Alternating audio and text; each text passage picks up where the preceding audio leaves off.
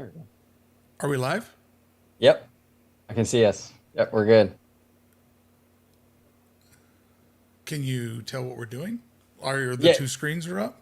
yeah, two screens. I can see it right here. Yeah, we're live. I have no preview. Okay, it says live 18 seconds. That's good. Okay. Sound is good. Shoshana gave me that is so weird. Hey, sorry everybody. YouTube changed the back end, and when they change the back end of a live stream, it's incredibly nervous because you don't know anything until you actually go live. And it's not giving me any sort of preview on my end, which is incredibly discerning because you'd like to be able to see like that the live stream is going. So, all right, we'll just kind of have to ignore that. OG, how you doing, bud? I'm doing fantastic, Brickey. I love what you do over here, and I'm really looking forward to talking some shop with you. It'll be fun. Well, let's jump in, man, because there's so many things that are going on, and it's really kind of exciting time to cover the part of the theme parks that we cover, where obviously you and I, we both keep up with the beat of the breaking news, and we know the current state of the parks, but we love to look forward, as Disney uses that term. And it seems like after, the Thanos snap in 2020, there's going to be some really interesting stuff on the horizon.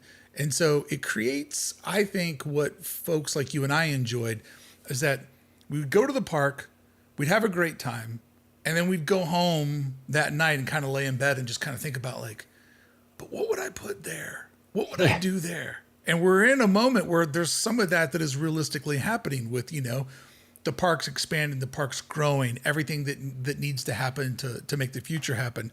So I got a list of topics in front of us, and let's just cool. kind of go around and jump in. But off the top of your head, if you had to pick one thing in the future of the theme parks, both Universal, Disneyland, like out of all of them, what's the project on the horizon that you're the most excited about? And we can just start right there. Honestly, I'm gonna say Pandora, and the reason why is number one, I love what they did with that franchise in Florida in Animal Kingdom. I think Yeah. it's absolutely gorgeous, right? But more than just the land itself, I'm really curious how they finesse this into that park. I mean, this is going to be some crazy stuff. Now, I remember a lot of question marks, so to speak, when it came to the retheming of the Hollywood Tower Hotel to Mission Breakout, right? How are they going to do this? What are they going to do to make this work? And Joe Rohde, hit a home run with that. I'm hoping we see a similar thing here with Pandora because there's a lot of question marks with this. They're gonna get rid of monsters. They're gonna get rid of that whole little back area, in Hollywood land. How are they gonna make this seamlessly kind of blend in with the rest of it, right? So that's why I'm the most excited for this because you and we're on the same wavelength where we love to like figure the logistics out of these Yes. projects and kind of get into it, right? And I think Pandora is like really like it is like the gift that keeps giving because it's Well, not the obvious. There's no no. obvious like decision here on how they're going to proceed, right? Yeah, I mean, like, where do the boundaries begin and end? It's like our love. It has no beginning and it has no ending. Because, I had made a comment where they're putting new projectors into Feel Her Magic. And so I just, future casting, I said, well, what if Feel Her Magic became a preview center for what's going to happen next? Because I would like to think that at some point they're going to probably have to dead in, the Hollywood land there. And people were Right. like, oh, no, no, no, they'll keep that street open the whole time. I'm like, you really think so? Like, I foresee at some point that there will be a wall of death, like right around the animation, building, and then there'll be another wall of death around the other end of Avengers. Like, I don't think that they can keep that entire area like circulating. Like, I don't think people understand how disruptive Pandora is going to be, even if it's only going into the Hollywood backlot. Like, even if it doesn't blow out Feel Her Magic, and even if it doesn't take out the Hyperion Theater, I don't think people quite understand how disruptive this is going to be. Oh, it's gonna be massively disruptive, massively, massively disruptive. You know what I'm saying? And I'm really curious too. How are they going to get this thing in here? How are they going to get this thing in here? And how are we going to go from Hollywood Boulevard into this alien planet and make it seem seamless? Do you think they're just going to do the whole like Hollywood studio thing where they just do the freeway overpass. You go underneath and you just go into Batu, like that kind of vibe. You think that's what we're I gonna get here? I really hope not. And they've always given Disneyland Resort a lot of finesse and really like taking care of it in a way. And I really hope that they don't go the like quick portal. It needs to have a transitional space. And I've recently started going to Universal Studios Hollywood. I am dyslexic. It is so hard to remember that it's studios before the word Hollywood. Like it Right, right. messes with my brain up. But like that Wizarding World is so nice. But one of the things that it's missing is just that beat of like blank space before you get into it. And even though people will say Disneyland's small, you realize how big Disneyland is, that they had 3 plots of land to transition you into Batuu and Star Wars Galaxy's Edge.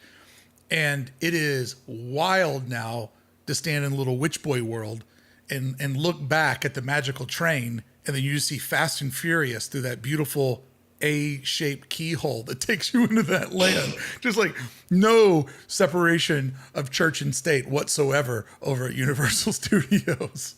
Or none, no, no, they don't really mind any of that, right? Yeah. Now, I want to ask you though, do you think that's part okay? Because I used to be really critical of Universal for that very same thing, right? You can see the Comcast building from Super Nintendo, and obviously like the Fast and Furious from the Witch Boy Land and all that stuff. Do you think that that is something that for Universal, makes it Hollywood, gives it some charm, or do you feel like this is something that does take away from it? Yeah, I mean, I think you have to kind of judge it as its own thing. Like the Because context, right? yeah, because like when I went to Universal, I kind of made the vow that I made the first time I went to Magic Kingdom and Disney World as like a Disneyland super fan. I'm like, don't go here and just shit on it the whole time. Like, Right. don't go to the Magic Kingdom and be like, oh, Disneyland's so much better. Like, don't do that. And when I went to Universal, I'm like, don't do that again. Like, appreciate it for what it is and intellectually point out the similarities and the differences. And if you say something negative about Universal, give people the why. Like, let people know why they had to make that decision, because it's so easy to be like, somebody else did it better. You know what I mean? Like, that's Right. just like Right. that's a real shithead way to go through life. So Universal has a real small locals community type theme park, like local theme park, which is insane because it's in Los Angeles, second biggest city in America, right? So Right. it's Right. like you can't really sweep something under the rug in Hollywood, like the misnomer of what Hollywood is to 49 other states and what it is to people that actually live in California. It's like 100%. Hollywood smells like chlamydia. Like, I'm just going to tell you, like, if you just walk down the street and you just go from like literally like different piss strand to piss strand, because it's just that like rough and tough there. But there's this little oasis, which is Universal. And when you go to that theme park, like, they do a really good job of making you feel like you're out of the city, and there is a level of escapism there. So yeah, it doesn't have the same kind of like contextual like spacing out, but they do a pretty good job. And one of the first videos that I wanted to make when I went there, I was like, oh, this Springfield, even though it's a little bit kind of like rough around the edges in spot, Simpsons Springfield at Universal Studios Hollywood is actually a really, really well designed land. I mean, the amount of storytelling, the amount of facades, the amount of vertical stacking, like, Yeah. you, other than 1 or 2 spots, you do not see the castle from Wizarding World when you're in there. And I mean, that castle's humongous, And if you think about it, when you go to IKEA and they're like, this is how you can fully decorate an 800 square foot apartment. It's like, yeah, but IKEA, you figured out where the front door is. You figured out where the windows were. So your layout's bullshit because you were able to control all the perimeters. But if you and I go in and rent an $800 apartment, we're like, yeah, this room sucks because it's got a doorway going into the kitchen. It's got the main doorway and a doorway to the hallway. So out of all 4 walls, each 3 out of the 4 have some sort of like coming and going, right? And Right. so when you think about that Springfield, it has a great example of things that are going to happen in the future. Because let's think about Springfield real quick mentally. It's basically shaped like a Y. Okay? One piece of the Y is going to the lower lot proper. The other end of the Y is going to lower lot studio tour. And then the bottom of the Y, like the vertical beam of the Y, is coming in from Wizarding World. So you literally have a transformative land that has 3 different hard entry points, which is why it's so much fun to film in, because you can stay there way after the park empties out, because they're like still having people that are coming up the escalators, you know?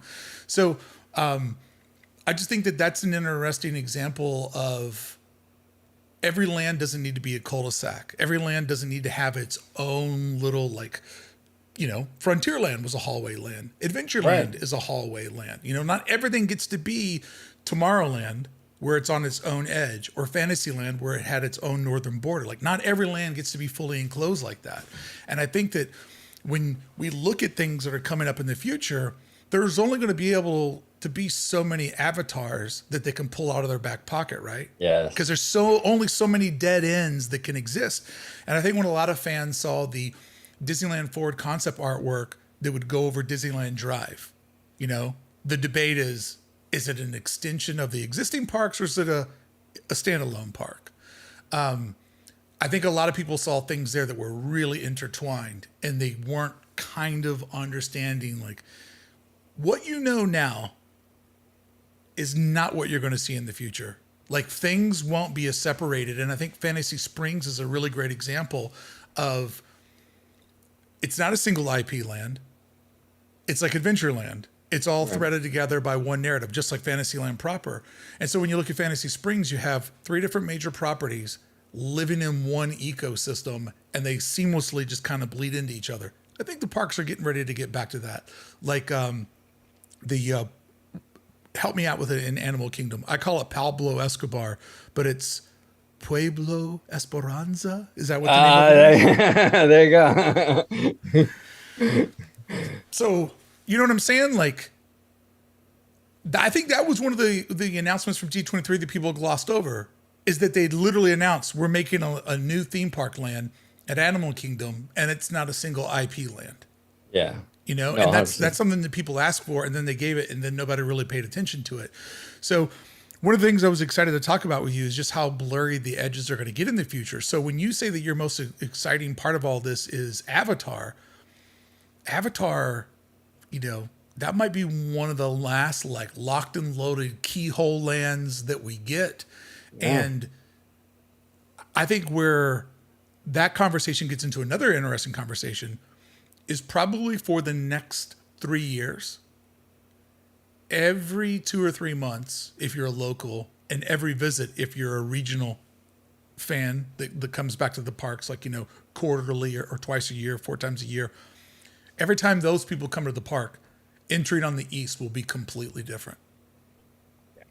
Oh, yeah. You know what I mean? Like, No, 100%. it's going to be a slalom of construction walls, and Disneyland will be blown out. Then the backside of DCA will be blown out. And then you'll be walking over, to, you know, north, and you'll be walking over south. Like, it's just going to just be a real mess. And my question for you is, like, why is Monsters Inc. going down in January? Right? Like, why are they pulling that so early when they haven't even put a shovel in the ground for the parking garage? Okay, I have a theory on that. And I don't think it has anything to do with Disneyland. Animatronics. I think it has everything to do with what they're doing in Florida. I think a lot of these animatronics in that Monsters Inc. ride, they're going to be going to Florida for that door coaster. So they're killing 2 birds with 1 stone. They know they have to shut this ride down to make way for Pandora, but at the same time, they also want to recycle a lot of these animatronics, and they're starting on that land already. Yeah. Right. So I think that's what we're seeing there with that. But you're right, though. They haven't even broken ground on the Eastern Gateway, really, that parking structure.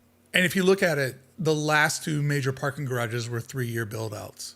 Right. You know, like, that's how long it takes to, you know, bulldoze down to zero, start pouring the concrete forms, putting it all together. I mean, maybe 2 years if they grind hard. And so You can already see them though setting the stage for the third parking lot because let's do the math right now. You have the security entrance across from the Disneyland Hotel getting refurbished. They already did the new entryway that says, Downtown Disney above it in the mid-century modern lettering. They already did Right. that one and got that one ready for the high volumes. I would anticipate that the entryway over next to the far end of the ESPN zone, former ESPN zone, that will probably get finessed with too. Because think about it. The eastern side of the park is going to be such a disaster. They got to make sure that the western side of the park is as good as it's going to be because there's no way that they could rightfully edit that when the eastern side is going to be just chaos. And Yeah. then right now they're like working on the bottom level of Mickey and Friends, which is creating complete congestion and making it hard to get into the resort. I think David did a couple of videos where he took the bait on the sign that they had up that said, new traffic patterns. And I'm like, let Dave figure that one out. I'm not going to get into figuring that one out. But Dave took the bait on that and is breaking that down for people over there. So if you want to know that, you can go watch Fresh Bake because that's one of the stories that he's been covering. So, they're getting the parking garage ready. They're getting those entrances ready. And why? Because they know that Toy Story parking lot, the new construction, and the eastern way that we get into the park, they know that it's going to be a mess. So they got to get the other side as finessed as possible. Yeah, no, that's a great point. That's a great point.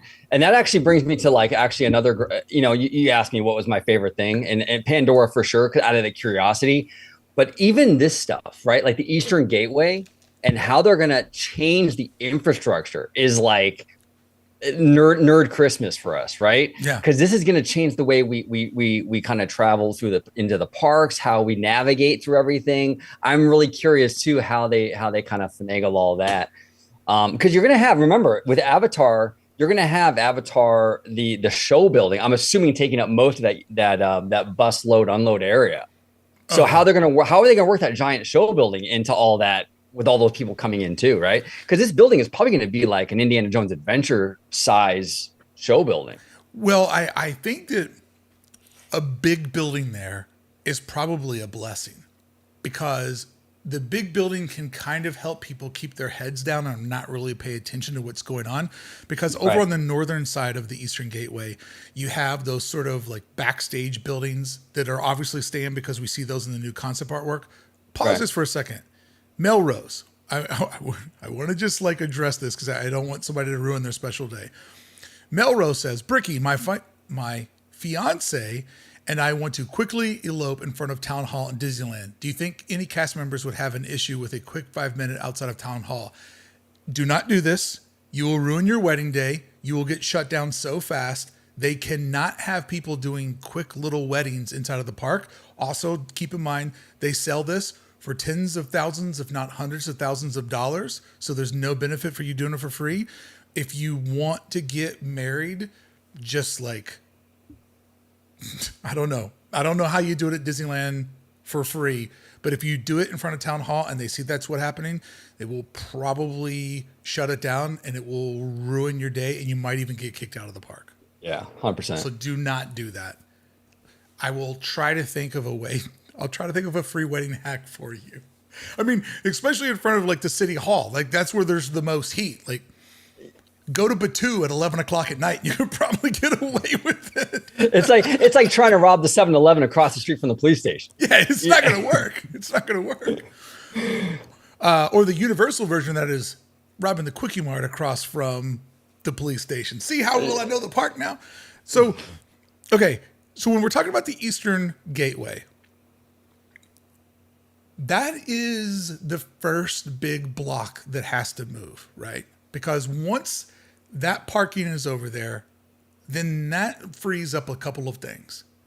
It allows them to fully blow out the back end of DCA because now the buses will be over underneath the new parking garage. This also allows them to start moving out of the Toy Story parking lot whenever they're ready for that. I'm not saying that's on the near horizon.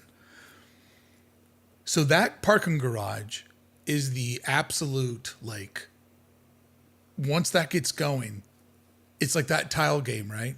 Yeah. That you start to get that going, then you can start sliding the other tiles around. Interesting that we saw that the city of Anaheim was looking into doing a gondola transportation. Because if you look at the Disneyland Forward proposal, Disney had said, maybe we do a people mover.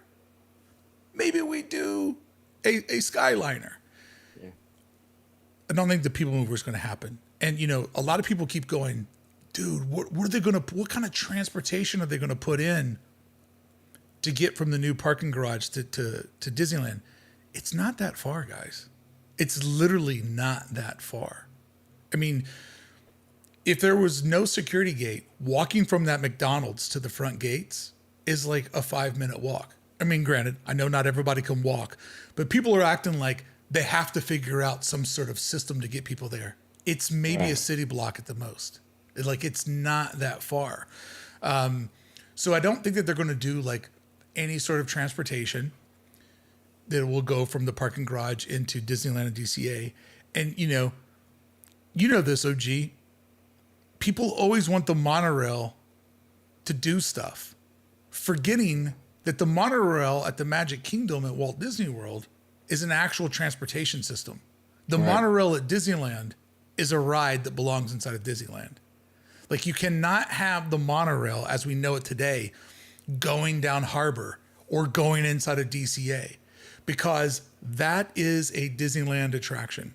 It drops you off in Tomorrowland, which means you have to have a ticket for Disneyland that day. And due to the current world we live in, you also have to have a reservation.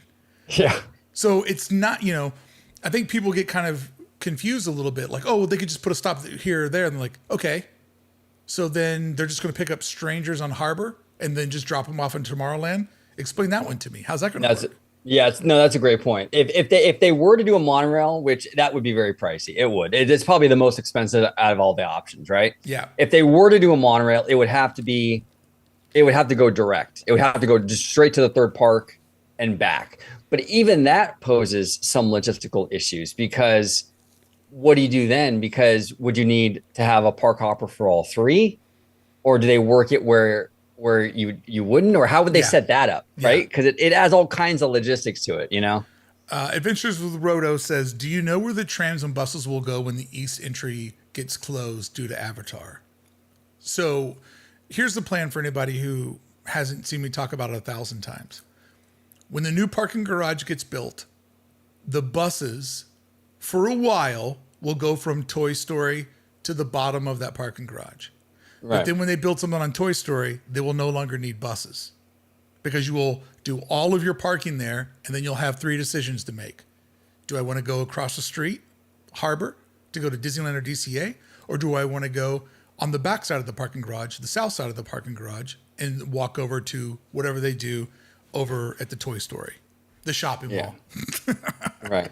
Well, and the thing too is, I think with this whole thing that we're hearing about with the gondola system and all that, this is very much an Anaheim thing as it is a Disney thing. Sure. Anaheim isn't going to want to do the direct. They're not going to want to do the direct route from Disneyland Resort to this third park. They want it to have a stop at Garden Walk and at the OC Vibe or the stadium and all that. They want all that stuff. So that also kills the chances of a monorail, because you can't be, like you were saying, you can't be picking up people on the monorail on Harbor Boulevard and all that stuff. So they're going to want something that's not so Disney centric, something like more like the gondola. Maybe they can do like a Getty kind of thing. That's like a tram on a elevated platform. But again, that would be more expensive because it's more concrete, right? 100%. So here's where City of Anaheim is in an interesting situation, because they understand right now that they're on the edge of having one of the world's greatest entertainment districts. I mean, they already have a phenomenal entertainment district, but the problem is because it's Southern California and the 5 runs right through the middle of it. These things aren't connected. Like, you can't even realistically go from Angel Stadium to the Honda Center easily, right? So the gondola system is the way to bring it all together. And Anaheim's thinking is, we put up the money for this. Yeah, all of these things, OC Vibe, the stadiums, are all owned by different individuals. But if we can just start to get people to think about like coming to our city and doing multi-day stays, they make a shit ton of money off of Oh hotel yeah. taxes and all the different taxes, and all the taxes that these companies pay. So they're looking at like, what can we kick in to make all these different parts work together better? And obviously, everybody's going to slide them a check, be like, yeah, if you're doing this, let's do this. But you had mentioned something other in your reaction video where you were kind of pushing, like, I don't know, like maybe they could do a people mover or some sort of transport like that. And the reason why the gondola is the thing that they have to do is just based on like building codes. The gondola gives you the least amount of interference on the ground. You know what I mean? If Right. you do a people mover or anything like that, you have to put pillars in the ground a lot closer than you do with a gondola system. So imagine where gondola, pillar 1 and 2 is.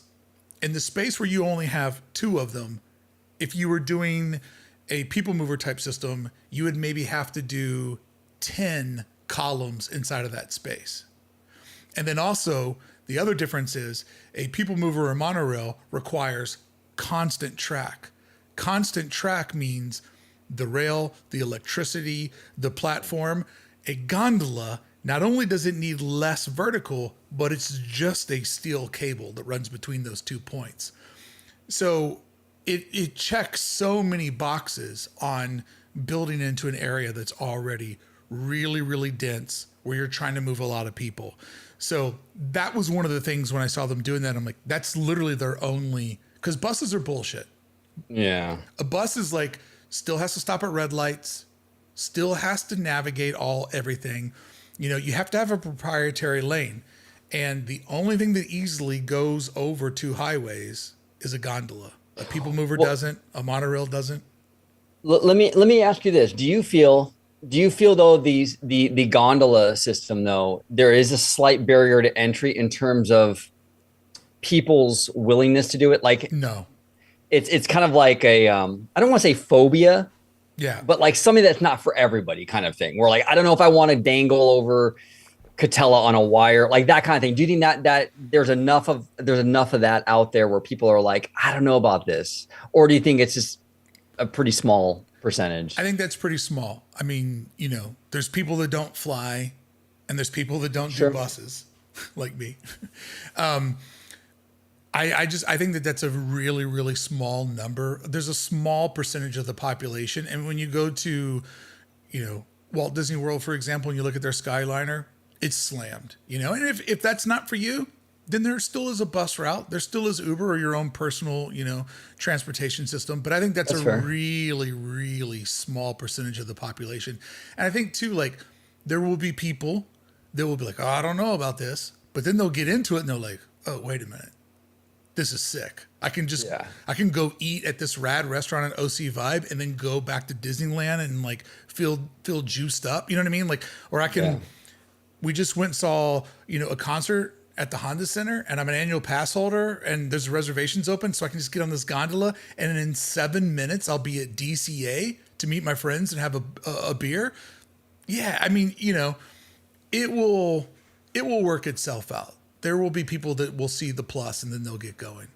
Let me ask you another question because we just have Epic Universe open over there in Florida, right? Yeah. And Epic Universe and those new hotels are not connected directly to the main Universal Resort in Orlando. Yeah. There is some drive time. I think like 10 or 15-minute drive time. So I think Universal has like a dedicated bus line and the whole thing. Do you think that Disney is looking at what Universal has done for Epic Universe and they're going, okay, what works for them, what doesn't, using the Epic Universe thing as sort of a model for when we eventually get our Anaheim third gate? Yeah. Did it just go down? I think we're frozen. Oh, there we go. We're good. This new YouTube updated because on my end, I'm Yeah. not, Yeah, I think we're going down. yeah.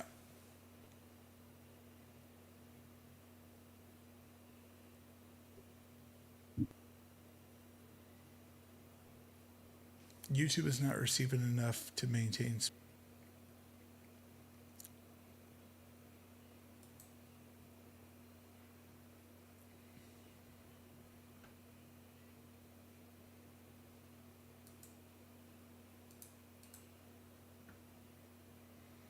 Yeah, James Brown just said frozen. Okay. Let me see here. I don't know what to do. The new system doesn't give me a preview.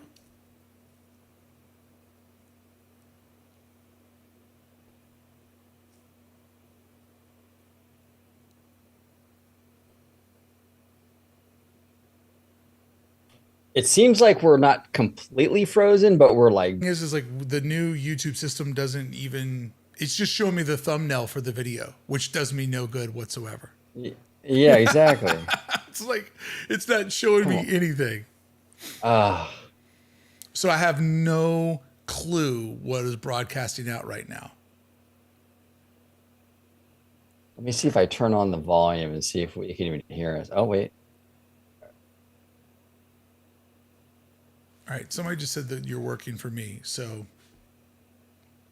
No, the audio is working. They okay, can hear us, but okay, the visuals are off. okay, Okay, David says we're back. Okay, so Shona says we're back.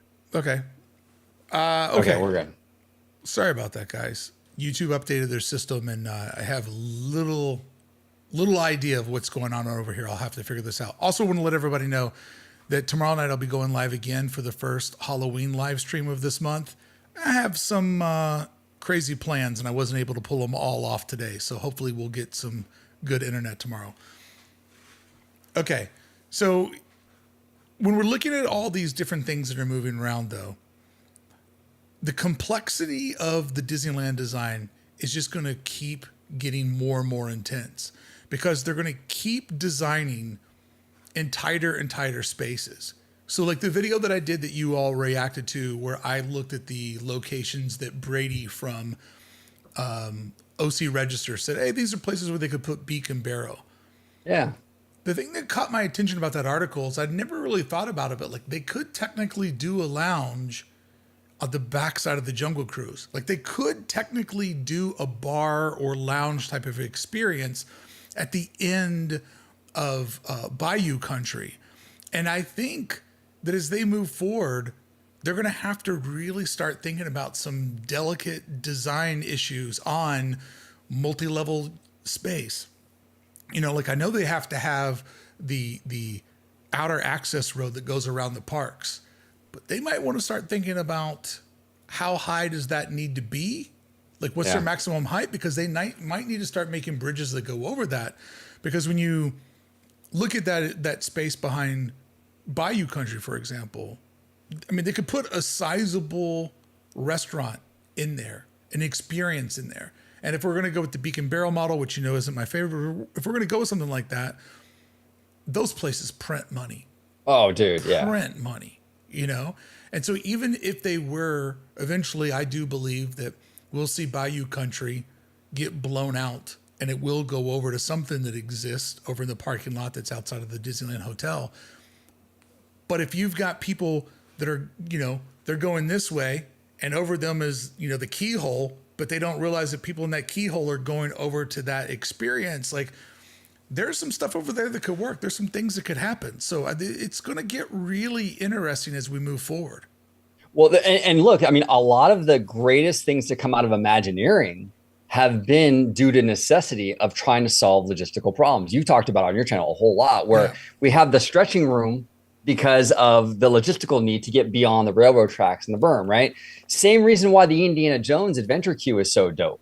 And you kind of wind through that cool temple. It's because we needed to get underneath, that berm. So I'm very curious as we kind of expand Disneyland and we utilize Disneyland forward and try to maximize this space, what kind of clever design tricks is Disney going to give us? Because honestly, Disney has a lot of issues, but one of the best things that I've seen come out of Disneyland in Anaheim is their ability to really maneuver with what we got. Yeah.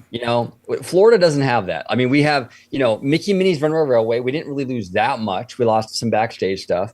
We lost a petting zoo and a barbecue place for Galaxy's Edge, which blows my mind. You know what I'm Yeah. saying? They've been really good at this space management. So it's kind of exciting how we're going to get this whole Disneyland Forward thing. All this space now is open to us. How are they going to weave all that in? You know what I'm saying? With that third park, you talked about it on your last video about the Simpsons, right? Stacking. Yeah. That third park is going to have to really stack. How's that park going to look? Where, what kind of design tricks are they going to use for that? Which is actually, this is another thing. That park is going to be a small park, right? Like acreage wise, probably DCA, maybe even a little bit smaller.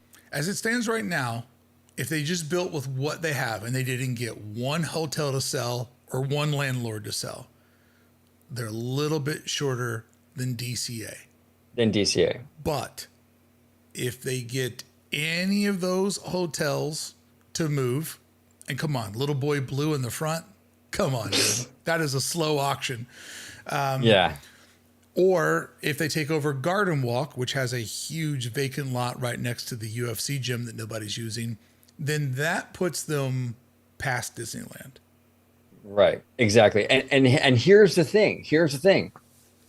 With those architectural design tricks, you can make this park feel a lot bigger than it really is. 100%. There's a reason why DCA feels really small. It's because you can stand and see clear across the park half the time. Yeah. Yeah. Right. But Disneyland, you can't really do that. When you're standing anywhere at Disneyland, the views are blocked. You have to kind of weave in and out these little walkways and these little, nooks and crannies. It feels like a bigger place. If they design this third park right, and they do what you're saying with the stacking and these walkways that kind of weave in and out, this park could feel like a pretty sizable place, even though it's not acreage wise that big. You know what I'm saying? Which is why I think things sometimes happen for a reason.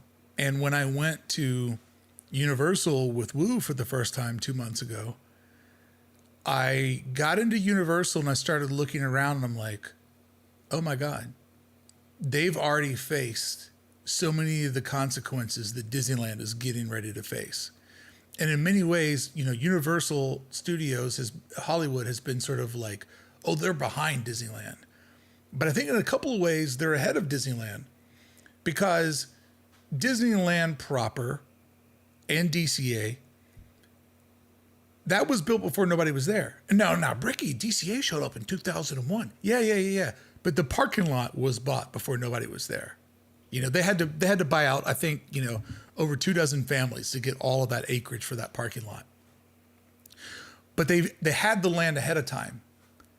When we get into the Toy Story parking lot, when we get into the Simba parking lot, when we get in behind the Disneyland Hotel, now Disney has to play on Universal's rules, right? Yeah, that's where Universal's been for a long time. Like, right. They forgive me if I'm wrong because I don't know the park that well, but Super Nintendo World was net positive, right? There wasn't anything there before. Like that actually made the park physically bigger, right?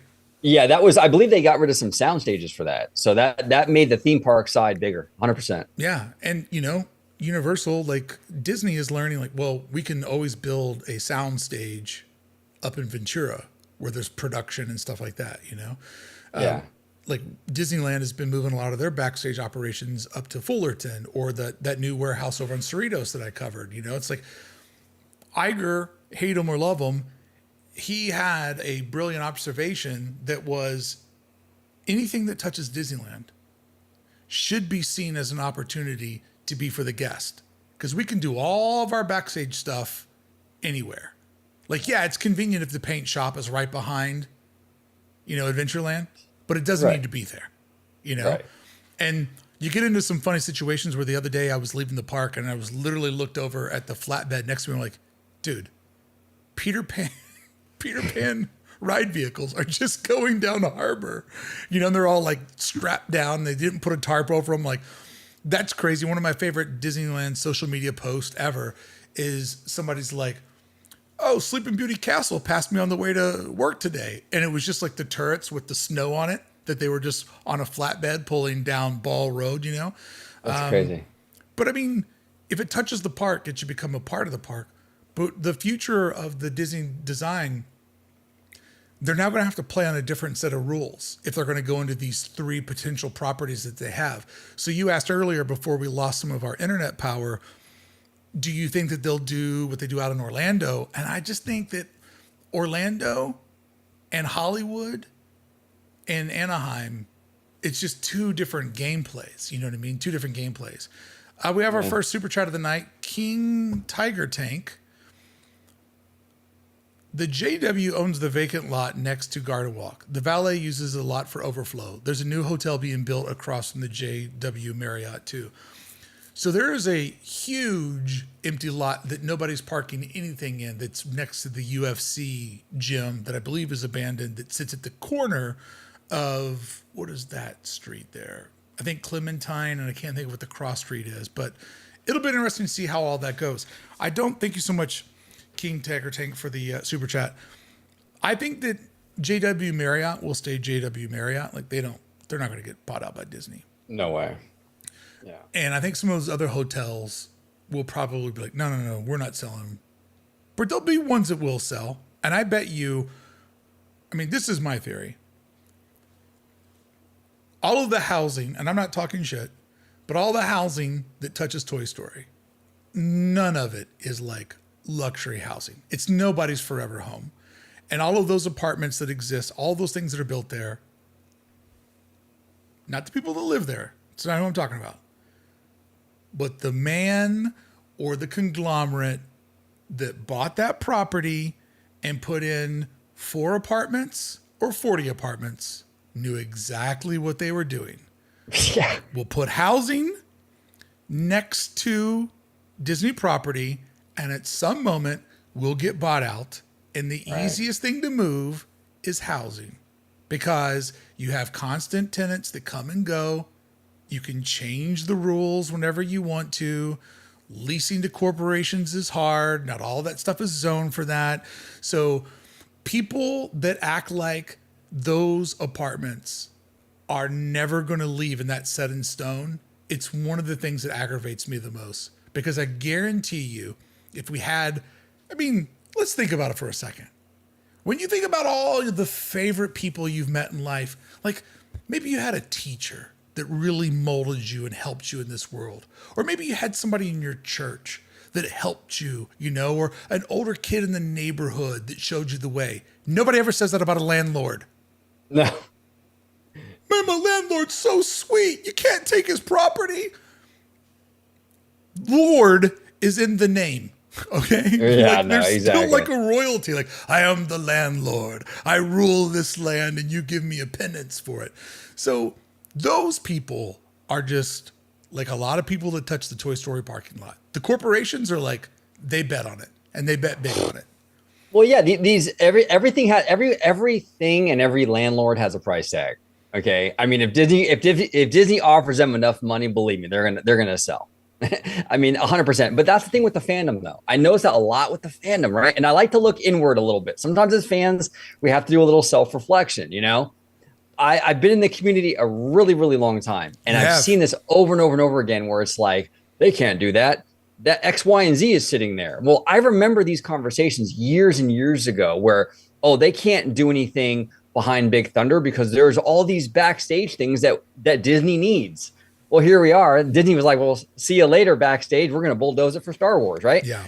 If Disney wants to do something, they're going to figure it out. You know what I'm saying? And people can be bought. Landlords can be bought. There's always a price tag. So when I see fans say, well, no, they can't do this because there's apartments there. I agree with you, Brickey. That doesn't mean anything. No, Disney's got deep pockets. And they know that. That's why they built those apartments there. And Angela, who's watching, this is why I like this channel, because smart people watch it.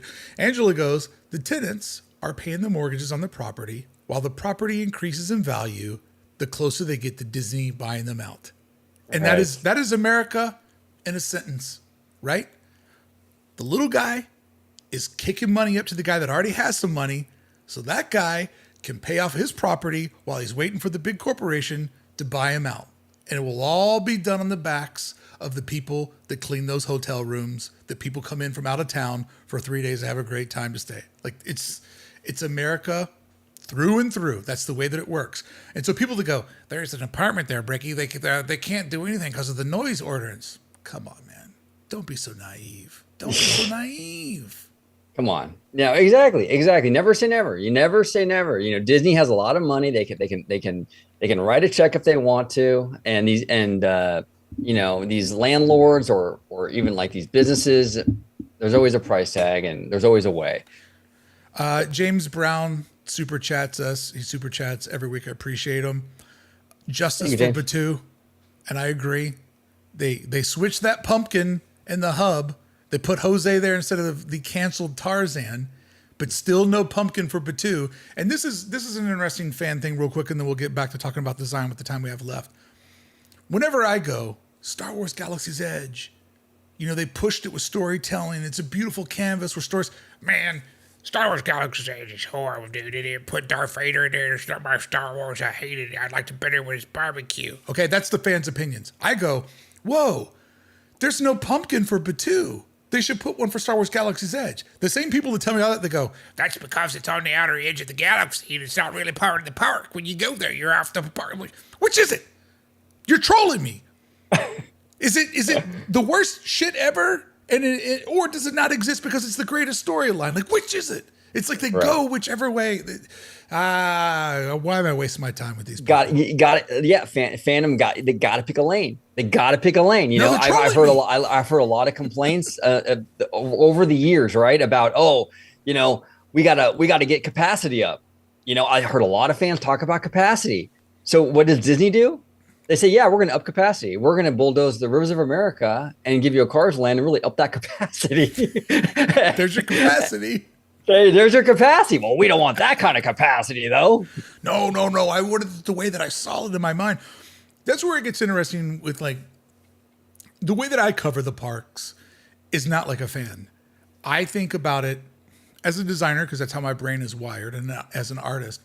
But I also think about it, like, from the corporation's perspective. Yeah. And I think a lot of times people that passively will jump into one of my videos, they think that that's what I want. I'm like, dude, my favorite theme park that I've ever been to is maybe the Huntington because there's no rides and it's only vibes and it's just like a garden, you know? Like the things that I want, I realize nobody else would want. So I'm not going to be the person that goes, what's you know, like, when they're going to build a land around Rocketeer? Okay, you and your three friends that had brown leather jackets love Rocketeer, but it's not land worthy. Or the other one, Treasure Planet. When are they going to make Treasure Planet? Like, dude, come on, man. Like, come on.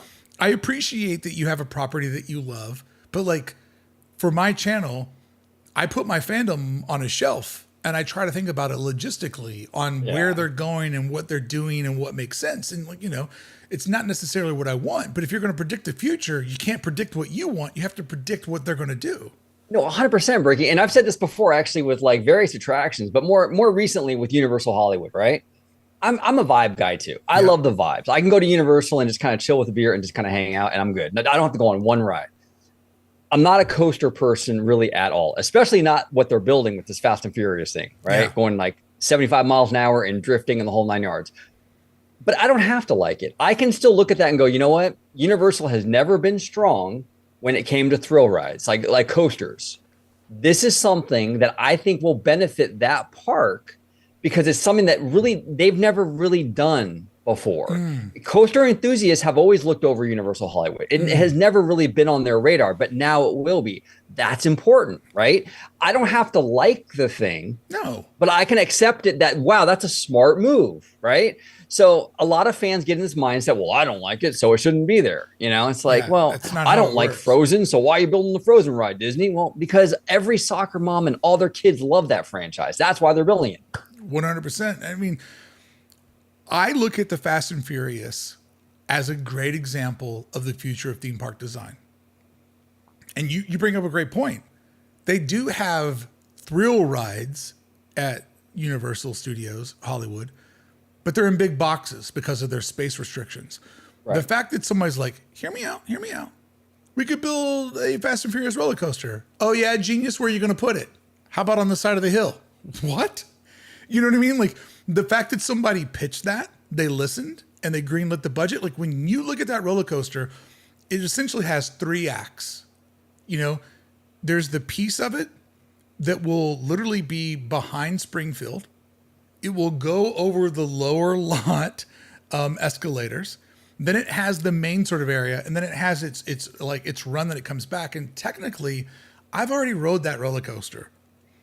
I got to see like a POV digital thing that they use to design it with, and let me tell you, I was like, "Can you play that for me one more time?" Because there's no way I'm ever riding this thing. No, like, me neither.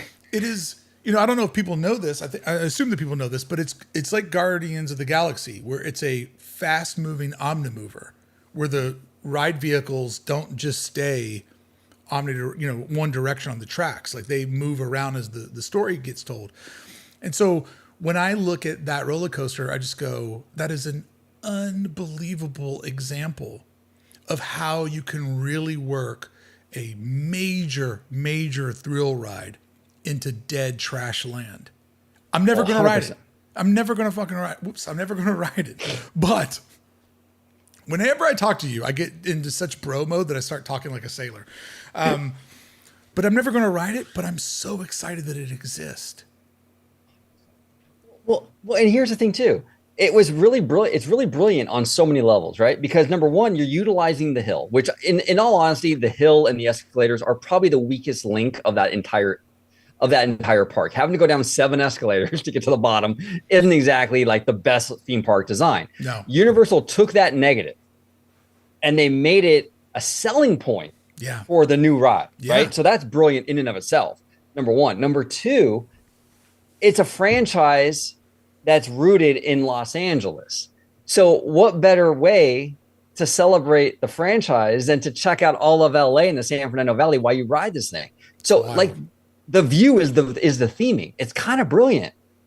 I mean, it's so amazing to see how they took that little parcel of land and how that's going to be the biggest draw at that park for the next foreseeable years because they don't have anything else they've announced. Okay.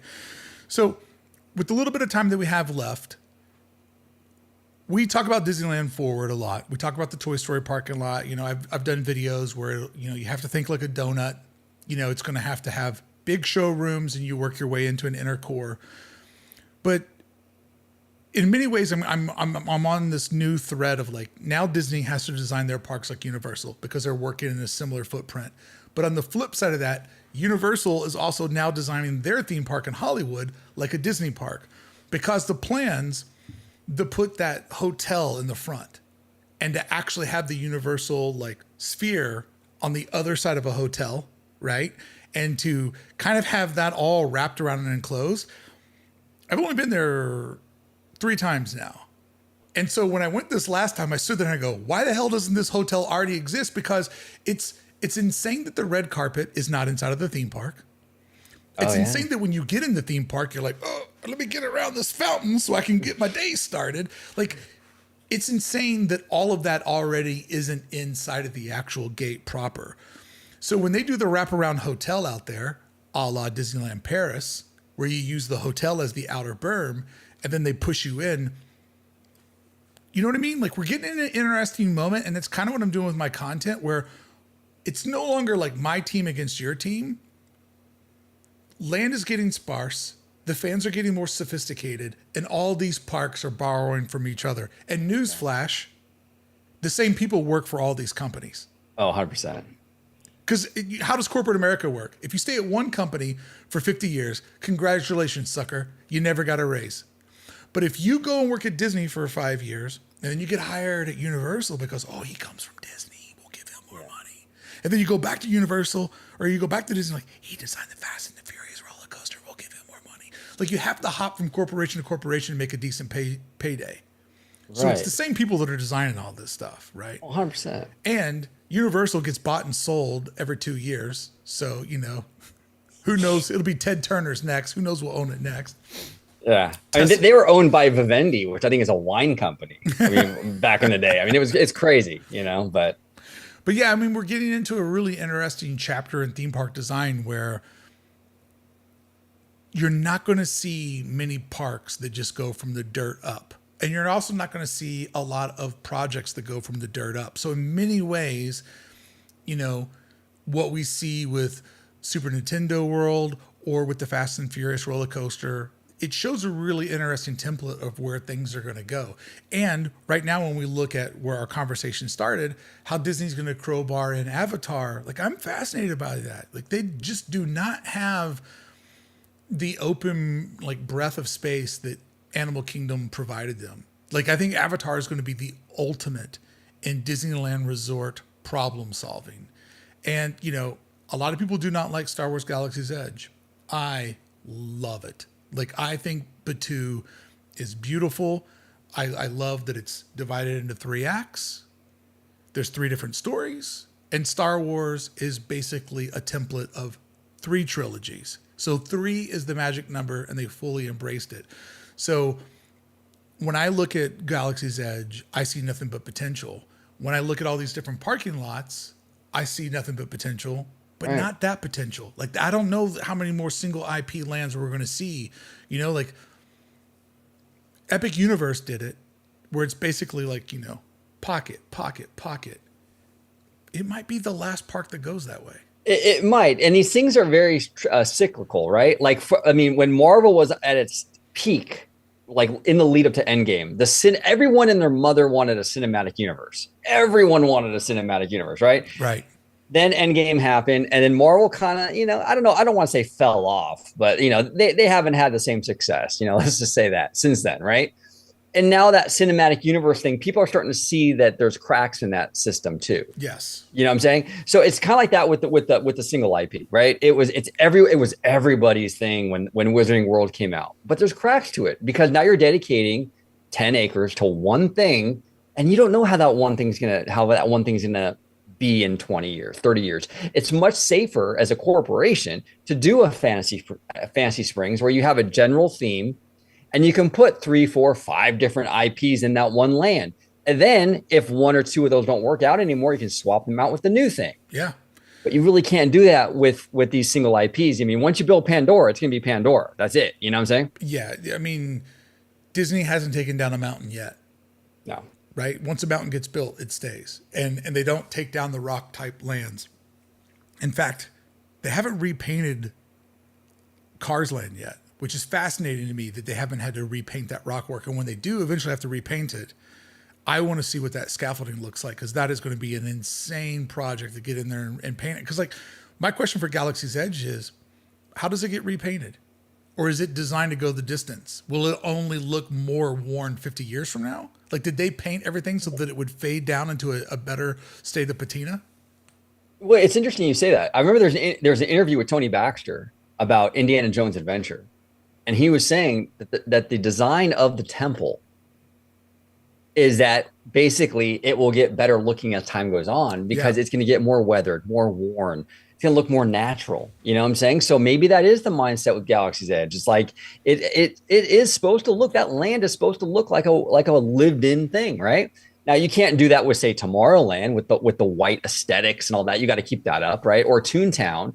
But with something like Galaxy's Edge or these kind of more rundown, weathered kind of things, you can definitely do that. So maybe, yeah, I think Batuu, I don't think we'll see a paint job in there. Maybe never, but if they do, it's years from now. Well, the fact that they painted the buildings like paintings and not like buildings means that as the natural distress gets applied to the building, it will only look more authentic to the narration that they try to jumpstart in 2019.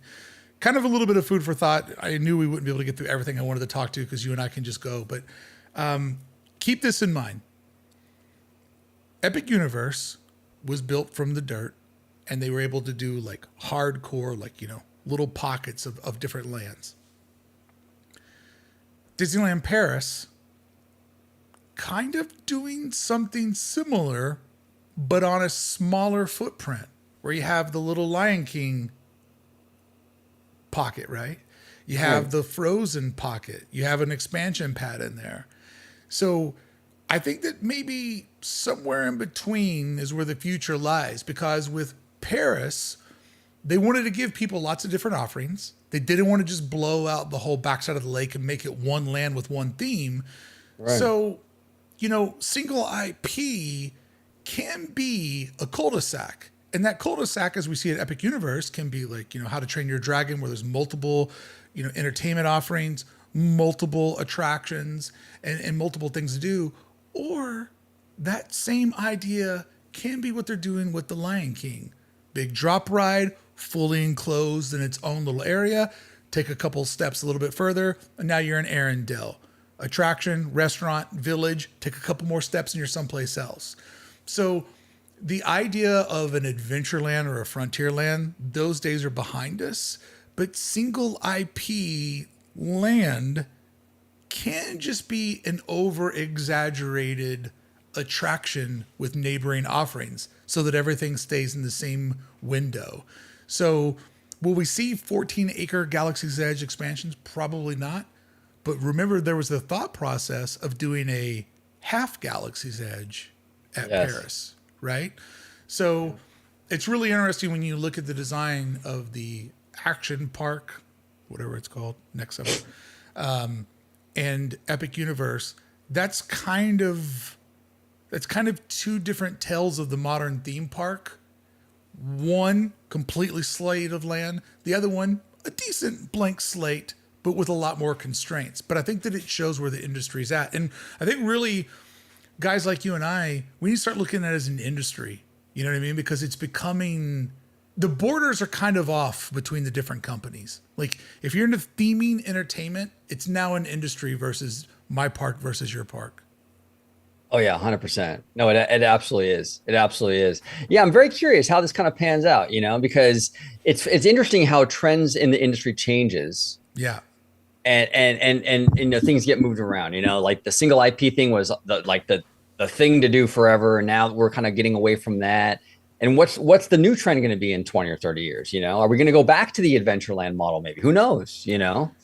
I think it will be wild in like a decade plus that you could literally write a book and you could show everything that Disney made locally and internationally. You can show everything that Universal made, and we'll all trace back to the template for the future. Yeah. Toontown. Yeah, well, with that stacked kind of Toontown really did show where everything else was going to go. Central entryway, complete cul-de-sac, yep. Immersed land, single vision, different characters living in one sort of shared space. When we look at Avatar at Animal Kingdom, when we look at Cars Land, when we look at Galaxy's Edge, when we look at all of Epic Universe, when we look at the mini lands they're doing around the lake in Paris, it all comes back to Toontown being the template for the future of theme parks, which is crazy when you think about it. That is actually really brilliant, Brickey. I love that because you're right. You're 1,000% right. That, and even that grand reveal thing, right? That all the companies love to do. I mean, all of Epic Universe was built on that grand reveal. Going through the portal, coming out the other end. Oh my God, right? It's the same thing with Toontown. You go under the railroad tracks, you come out. Oh my gosh, look at this land. You're right. It was the template for the modern park, which really does show you how brilliant that era of Disney really was, even with the animation and obviously with the theme parks and stuff, how much that era really changed the game, like just completely. You know what I'm saying? Well, if you think about that era is really interesting because it's a fork in the road, right? Or a crossroad, I should say. It was the end of the generation of people that built the parks originally were still around and had a finger on things, but it was also the birth of the new technology, right? Yeah. So since then, the technology has increased, but the knowledge has decreased. Like the old school hard work knowledge base has decreased. So people have used technology to get lazier, not do better things. But at the time that Toontown was done, it was like the old mindset, but with the new tools. And that's when we got the most amount of things done. That's why I have fully adopted using AI, because I feel like somebody of my age has the way to use AI as a tool. And if you use it as a tool, you'll build something. But if you use it as a crutch, it'll only make you weaker. Dude, thank you so much for jumping in and doing this with me. I appreciate you. Absolutely. Absolutely. One last super chat from our friend Angela, who had the amazing breakdown of the land, like basically the working class is paying for the Disney parks. She says, sounds like a coffee table book that needs to be published by Brickey Industries. Ah, yes. When I sit down and write how Toontown inspired the world, that will be such a hot seller for a thing that nobody will definitely buy in 10 years, a thing called a book. All right, friends, thank you so much for showing up. I will be live tomorrow with my first weekly Halloween live stream. Let me just tell you that it was so ambitious that I started to realize there's no way I'm going to pull this off tonight. So show up tomorrow at 6 o'clock for our first of 4 Halloween live streams. And I mean, I'll be here, but you won't see me. Good night, everybody. Thank you so much. I want to thank all of our super chatters, Angela, Stu. Stu also gave us $10 super chat for the swear jar. I love it. I love it. And also King Tiger Tank. And to the young lady who was watching, please don't try to do a 5-minute marriage in the park. I'd hate for you to ruin your special day. Yeah, 100%. Well, I want to thank you, Brickey, for having me on. Always a good time talking to you, brother. Yeah. I love nerding out with you about this stuff, dude. It's great. Dude, it's rare that you can find somebody that never tires and can just like go lap for lap about the same. We love all the same stuff. Yeah, 100%.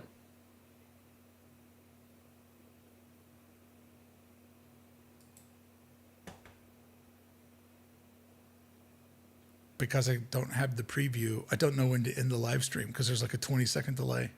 Oh no. I'm watching it here. Let's see. I can tell you when it Tell me when we drops. just do nothing, then I'll kill it. Yeah, there you go. When you see us just sitting there doing nothing. It's like, you know. Oh, that's wild. We still talking? Yeah, we're still going. We're still going. It basically was at the part where we just passed the part where we're going toe to toe. We can go on. Okay, now. Yeah, we're still going. Interesting.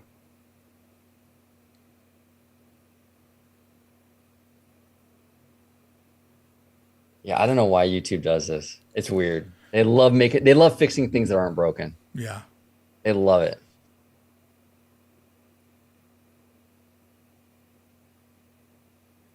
Okay. Somebody said who blinks first, so I think that now are